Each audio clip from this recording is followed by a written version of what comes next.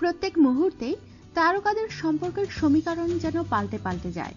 অনেক তারকাই একাধিক বৈবাহিক সম্পর্কে জড়িয়েছেন, আর তাদের সন্তানরা পেয়েছে সৎ মা।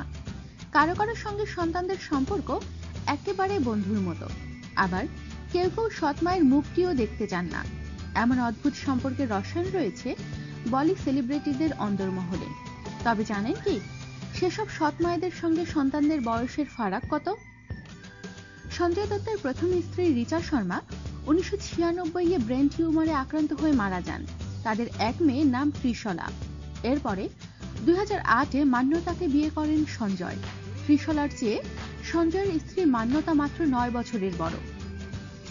হেমা মালিনী এবং ধর্মেন্দ্রের প্রেম কাহিনী তো সবারই জানা। ধর্মেন্দ্রের প্রথম পক্ষের বড় ছেলে সানি দেওলের চেয়ে ড্রিম গার্ল হেমা মাত্র 9 বছরের বড়।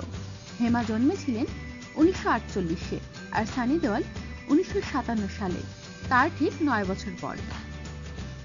কবির বেদীর দ্বিতীয় স্ত্রী প্রবীণ দুসাঞ্জ। তিনি তার সৎ মেয়ে পূজা বেদীর চেয়ে 5 বছরের ছোট। পূজা জন্মেছিলেন 1970-এ আর প্রবীণের জন্ম 1975-এ। 2005 সালে আমির খান তার দ্বিতীয় স্ত্রী কিরণ রাওকে বিয়ে করেন। কিরণ আমিরের প্রথম সন্তান জুনায়েদের চেয়ে 20 বছরের বড়। মহেশ ভাটের বড় মেয়ে পূজা ভাটের চেয়ে তার দ্বিতীয় স্ত্রী সোনি রাজদান 16 বছরের বড়। তাদের মধ্যে বয়সের এতটা ফারাক হওয়া সত্ত্বেও তারা একে অপরের সঙ্গে বন্ধুর মতো মেশেন। বলিউডে কান পাতলেই শোনা যায় অর্জুন কাপুর ও তার সৎ মা শ্রীদেবী কেউ একে অপরের মুখ দেখেন না। অর্জুনের কাছে শ্রীদেবী শুধুমাত্র তার বাবা বনি কাপুরের স্ত্রী। শ্রীদেবী অর্জুনের চেয়ে 18 বছরের বড়।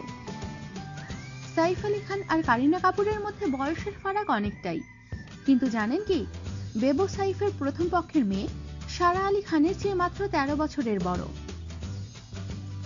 আমাদের সাথেই থাকুন, সাবস্ক্রাইব করুন।